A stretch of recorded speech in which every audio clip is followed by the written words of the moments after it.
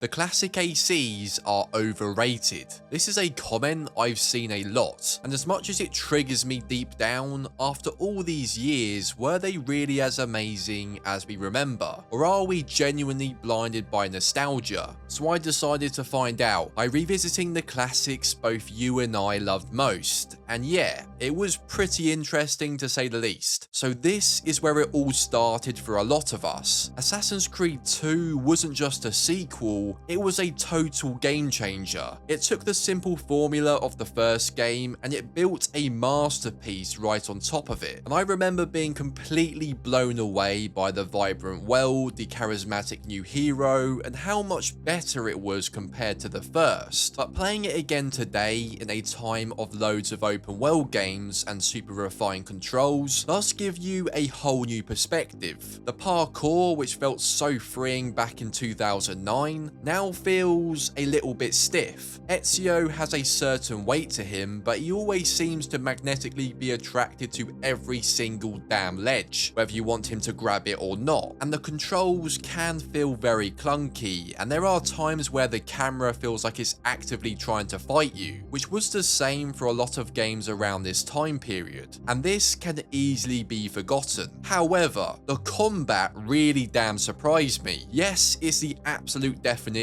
of the wait and counter system, where you just stand there in the middle of a dozen guards and wait for them to attack, press the counter button, and then repeat until everyone's dead. But despite being 16 years old, the animations just look as brutal as I remember. Get away! But the one thing that surprised me most is the story. Ezio is without a doubt one of AC's greatest protagonists, and we see his entire journey from a cocky, carefree young nobleman to a master assassin driven by revenge. And his arc is incredible, and his charm is off the charts. Even now, it shocks me how engaging it feels compared to boring assholes like Basim, who's literally as interesting as the back of your boiler. Although sadly, the repetitive tail, eavesdrop, and follow missions do show their ugly ass head, and it's easy to forget just how samey these truly were. They get old very quick. But to my surprise, a decade later, Italy still feels more than just a background, and it's a character in its own right, and sometimes helps you forget the 69th tail mission you're on. Exploring Florence and Venice is still an absolute pleasure, and the music. This is one of the few songs in this series I'll gladly bust out moves to. I'm no Hans Zimmer, but the emotion this song makes you feel is like no other.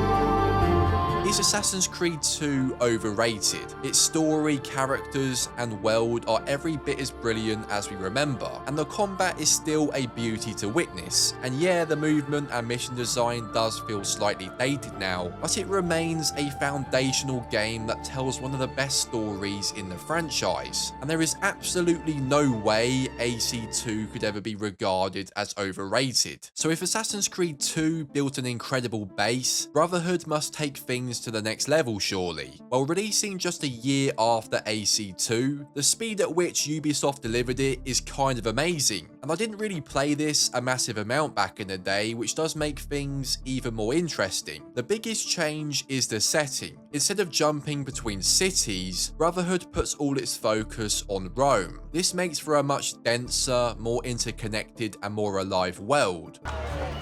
And Rome feels like a living and breathing place, and freeing the city district by district, renovating shops, and watching your influence spread is actually really enjoyable. Although, due to the same clunky ass parkour issues seen in AC2, like snapping to the wrong ledge and the lack of dedicated parkour up and down controls, it does get kind of frustrating again. The gameplay is very similar to AC2, but there are some notable changes. The kill streak mechanic completely changes combat from feeling like a patient waiting game, and works really damn well even now, and the addition of dual wield weapons is just as fun as I remember. But the real game changer is the Brotherhood itself, being able to call in recruits to help by launching arrows, or just joining you in a fight adds a brilliant layer to every single encounter, despite it feeling a bit bare bones compared to games today. But how does the story hold up? This one continues Ezio's journey, shifting from a personal story of revenge to a bigger fight against a Borgia family. And it might not have the same emotional punch as AC2's origin story, but it's strong and well paced, and it really shows Ezio growing into a leader and a legend. But yes, I do prefer the story of AC2, but this one is no slouch. Again, its main quests and side content do suffer from the same repetitive mission structure seen in AC2, which isn't ideal. Is Brotherhood overrated?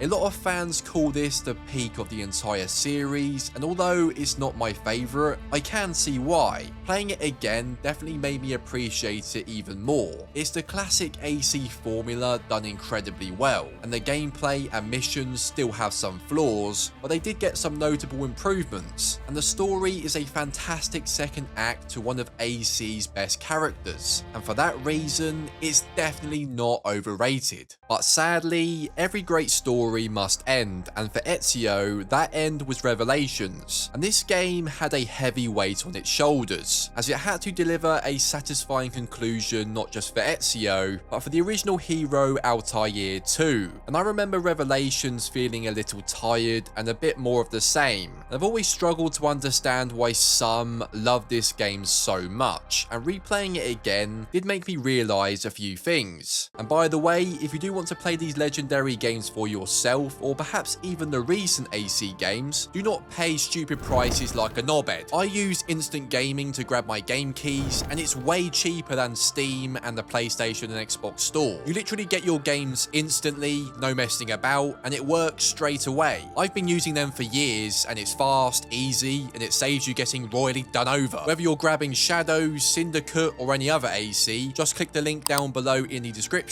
and you will save some cash, and it also helps out the channel too. So the gameplay loop is pretty much the same as Brotherhood. You're still liberating districts and fixing up the city, but this time in Constantinople. Christ, that was butchered. The big new toys this time were the hook blade and bomb crafting, and the hook blade did make climbing a little faster, and it does add zip lines, which is pretty cool, but it doesn't really improve the same clunky parkour issues we've discussed about 40 times already. And by this point, awkwardly bumping into NPCs was starting to seriously piss me off. It completely interrupts any badass moment you intend to have. However, parkour does feel faster compared to previous games, which is good at least. And ziplining whilst giving enemies a royal twatting looks pretty cool for a game this old. And the new bomb crafting system is deep, complex, and honestly kind of dull. It's a powerful tool if you want to get into it, but it feels more like an optional extra than the core part of the game, as it's not really rewarding whatsoever, and few missions actually require it. Where Revelations really shows its age and a bit of franchise fatigue is in its structure. The dreaded Den Defense minigame, a tower defense mode where you'd fight off Templars, is pretty much universally hated, and I now remember why I hated its guts. My feelings on this have not changed one bit, and this has to be one of the worst mechanics they've added, and it feels completely disconnected from the gameplay. And I also feel like at this point, combat as a whole really needed some innovation. It's not bad, but if you played the games before it or replaying it now, this is where things really started to feel dull and in need of improvement. But the story is where Revelations really delivers. Although it does feel a bit slow and expedition heavy, it's a sad and reflective journey for an older, wiser Ezio who's looking for answers. And the way the game weaves playable key moments from Altair's life is masterfully done, and it connects the two legendary assassins across centuries and ends up as a powerful, quiet scene that gives both characters the perfect send-off. And I feel like it's an ending that respects their legacy, and it does hit pretty hard, especially if you have been playing the series from the start, and I really do like the story. So is Revelations overrated?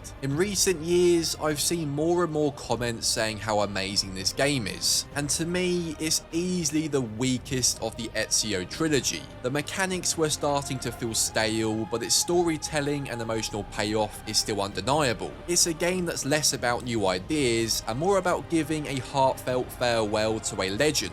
But to me, it just doesn't live up to the recent praise, and in no way is it a bad game, But for me, this one is overrated. So after closing the book on Ezio, Ubisoft had to go big, as the series really needed a fresh air of breath at this point. Assassin's Creed 3 was a massive risk. A new hero, a new continent, a new time period, and a brand new game engine. And I remember the hype was through the roof, but the final game was kind of divisive. Some think it's the best in the series, while others absolutely hated it, and replaying it again was a real eye-opener. The new engine brought a totally new parkour system designed for running through the American frontier, and it does feel far more refined than previous games, and weaving through trees and over rocks was a cool idea, but in practice it still lacks precision and feels even more reliant on automation. Combat is very controversial. Some say it's the best in the series, while others think it's very mid. But for me, the variety of weapons is amazing, and the animations look even more brutal and satisfying.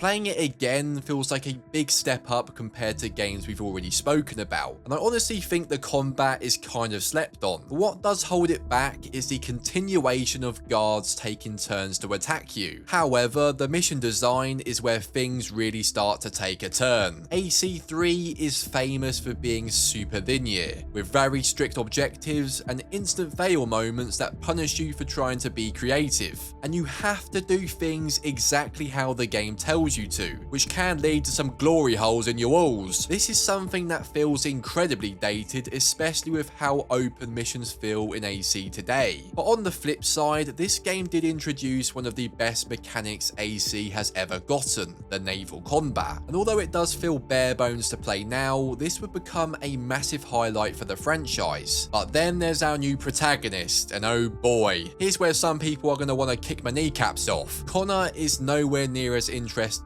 or as witty as Ezio. He's serious, quiet, and often angry, driven by his village's destruction and the fight for his people's freedom. And I can relate to why some people find him bland, but I just find him harder to care for due to his lack of charisma. And this certainly isn't helped by how painfully long it takes to get your assassin robes, and how slow and stale the pacing is in general. The treatment of Desmond has also not aged well. I just feel like it could have been done so much better. Is Assassin's Creed 3 overrated? People either love it or they hate it, and I do praise the ambition, but it tried to rush and push the series forward in a dozen different ways, all at once whilst kind of stumbling at it. AC3 is not overrated, mainly because it was never really rated that highly to begin with. So what the hell do you do after a divisive game like AC3? Well, you take its single new best feature, the naval combat, and you make that the whole game. Assassin's Creed 4 Black Flag is often known as the best game in the series, but does it really live up to these claims, or has it become overrated over the years? The Caribbean Sea is massive, gorgeous, and feels like a dynamic open world begging you to explore it. Sailing your ship, the Jackdaw, while your crew sings sea shanties is an experience that still feels special today, and the gameplay loop is just so addictive.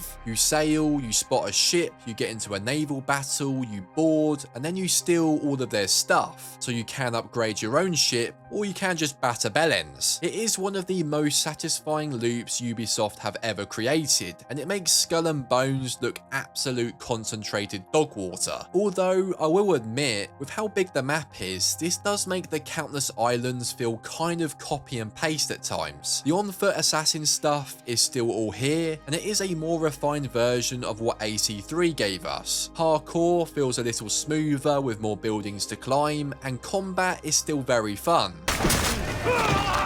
But in honesty, the pirate aspect just elevates the gameplay altogether and injects new life into a series that was on the verge of becoming stale, as boarding ships just never seems to get old. However, stealth sections, especially the God to Hell Follow This Guy missions, do hinder things slightly and do become tedious, and the dreaded mission patterns we've repeated more times than an old bastard are still here and they still suck. But again, the pirate theme's dominance does, just distracts you from all of it. But then we get to our new assassin, Edward Kenway, and he is a complete game changer. He's not some dedicated assassin or die-hard Templar, but he's a charismatic, selfish pirate who just wants to get rich. His journey from greedy to a man who finally understands the creed is one of the best written character arcs in the whole series. And unlike Connor, he's incredibly likable, and although controversial, I actually think I like him more than Ezio. The story is lighter and more adventurous than the others, filled with famous pirates like Blackbeard, and it's just a shame how Eddie's arc does feel a little rushed towards the end. Is Black Flag overrated?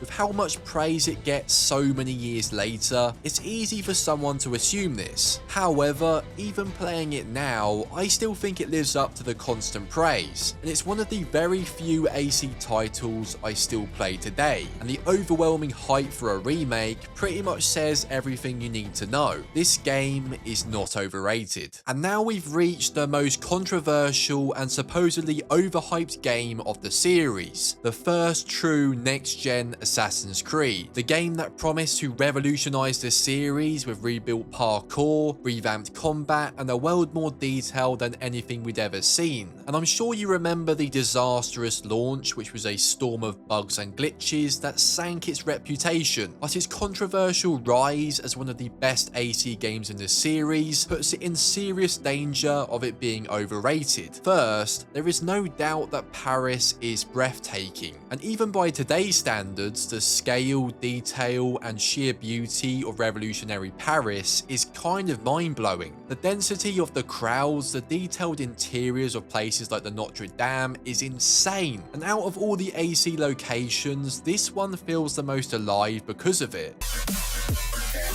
But the noticeable pop-ins often go under the radar and really aren't ideal. The parkour system is for many the absolute peak of the series. The new parkour up and down mechanics give you so much more control over your movement, letting you flow down buildings in a way that was impossible in earlier games. And I still stand by my opinion that this has the best parkour in the series. The animation, speed, and control is light years ahead of what we have now and what we've had before. The combat and stealth also finally got a complete overhaul. Combat is slower and much harder, and you can't just counter kill your way through an army anymore, like you've been able to do many times before. Animations are even more brutal, and someone tell me how future games look somehow worse. Like honestly, what in the hell is going on there? Stealth got a dedicated crouch button and a bigger focus on using cover and tools, and the deep character customization and co-op missions were really ambitious that worked really damn well, but the story is where things start to change. Arnaud is a fine protagonist, but his Romeo and Juliet love story often gets in the way of a much more interesting French Revolution happening in the background. The plot just feels kind of generic and doesn't really leave much of an impression, especially compared to the Ezio trilogy or even Black Flag. Arnaud just doesn't hook you in like the others, and the story kind of struggles to make you care as much as you did before, and this does let the game down. And even with all the patches, the game can still be a bit shoddy, but it is so much better compared to launch. Is Unity overrated? This is kind of difficult. For years, it was underrated, written off because of its terrible launch, but now the pendulum has kind of swung back, with a lot of people overhyping it a bit too much. The truth is somewhere in the middle. Unity is a beautiful, ambitious game with the best movement and animations in the franchise, and it's a glimpse of what a truly modern classic AC could have been, but its weak story and lingering technical issues can't really be ignored. For me, the incredible gameplay and impressive visuals do make it way more appealing to play when compared to older releases we've already talked about. It's a flawed masterpiece that I absolutely love